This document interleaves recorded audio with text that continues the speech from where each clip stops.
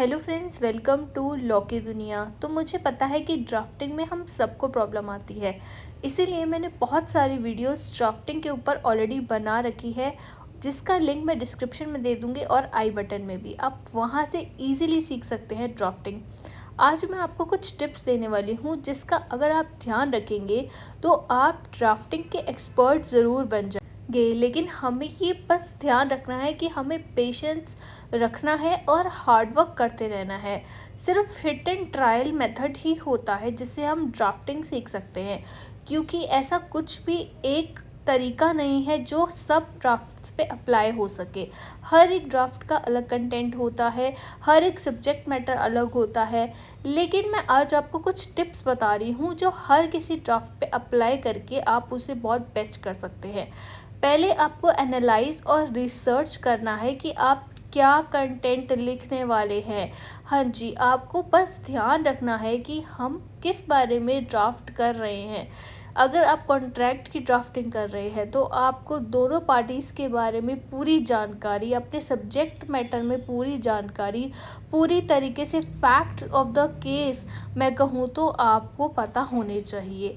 अगर आपको फैक्ट्स पता हैं तो आप इजीली उनको लिख सकते हो और आप इजीली एक स्टोरी लाइन में अपने ड्राफ्ट को बना सकते हो। अगर आप ऐसा नहीं करते तो सब कुछ टूटा फूटा दिखेगा और आपका ड्राफ्ट बिल्कुल बेकार हो जाएगा। इसलिए हमको यूनिटी बना के रखनी है सारे सब्जेक्ट के।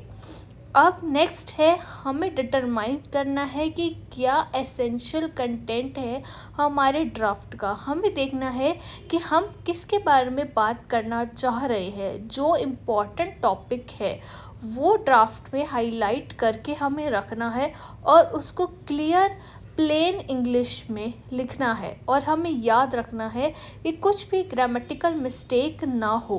अगर आपको लगता है कि आपकी सेंटेंस फॉर्मेशन या ग्रामर में दिक्कत है तो आप सीख सकते हो, या उस वर्ड या फ्रेज़ को गूगल पे सर्च कर सकते हो, या तो फिर आप अपने सीनियर से भी पूछ सकते हो।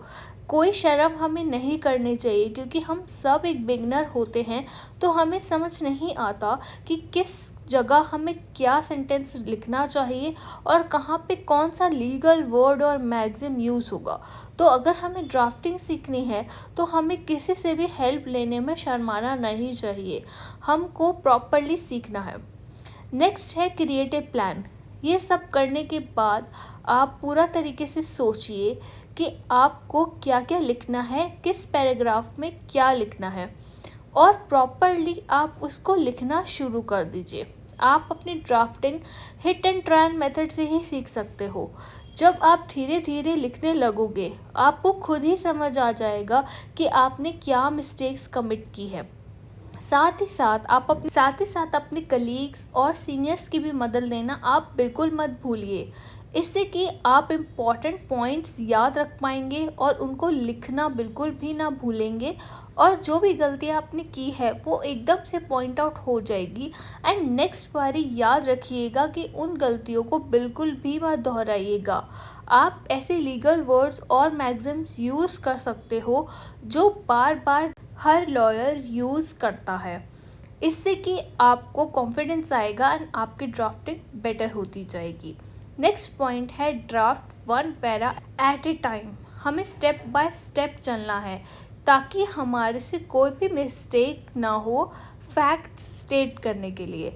तो इसलिए हमको हर एक पैराग्राफ पे पहले सोचना है, प्लान करना है कि इस पे हम कैसे लिखेंगे, क्या लिखेंगे और कितना लिखेंगे, और उसके बाद हमें एक एक पैराग्राफ करके हमारे सारे कंटेंट को, सारे फैक्ट्स को, केस के बारे में बिना भूल किए लिखते जाना है, स्टेप बाय स्टेप और पैराग्राफ वाइज। अगर आप पैराग्राफ वाइज लिखोगे तो आप देखोगे कि आपकी मिस्टेक्स भी कम होंगी, और अगर कोई आप मिस्टेक कमिट करते हो तो आपको जल्दी से पकड़ भी सकते हो मिस्टेक्स कि हाँ आपने यहाँ पर ये चीज़ कम लिखी है।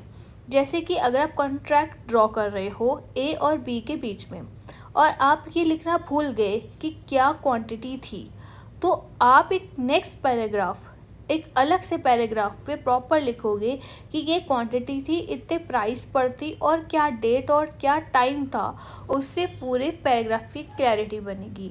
नेक्स्ट पॉइंट है look back over your draft. तो फाइनली मैं ये कह सकती हूँ, अगर आपने अपना पूरा ड्राफ्ट प्रिपेयर कर लिया है, चाहे वो एफिडेविट हो, कॉन्ट्रैक्ट हो, बेल हो, कोई भी आपका आप ड्राफ्टिंग कर रहे हो डॉक्यूमेंट की, तो जब आप उसको पूरा लिख लो, अच्छे तरीके से आप पैराग्राफ वाइज लिख लो, प्लान करके ग्रामर चेक कर लो और देख लो कि उसके अंदर कोई भी कंफ्यूजन ना हो। एक बारी आप अपने कलीग्स या सीनियर से उसको करेक्ट करवा लो या फिर एक बार उसको रीड करवा लो।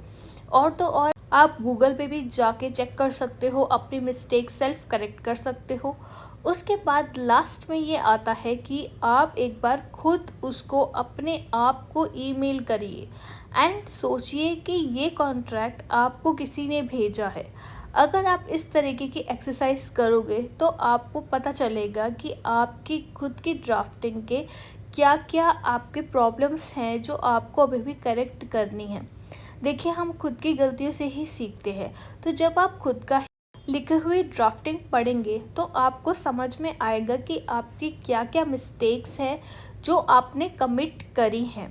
क्या कहीं ऐसा तो नहीं है कि आपने एक ही जगह बी लिख दिया या फिर किसी का नाम गलत लिख दिया, स्पेलिंग्स गलत लिख दिए या फिर आपने क्वांटिटी या प्राइस गलत लिख दिया। तो guys, do subscribe for more informative video.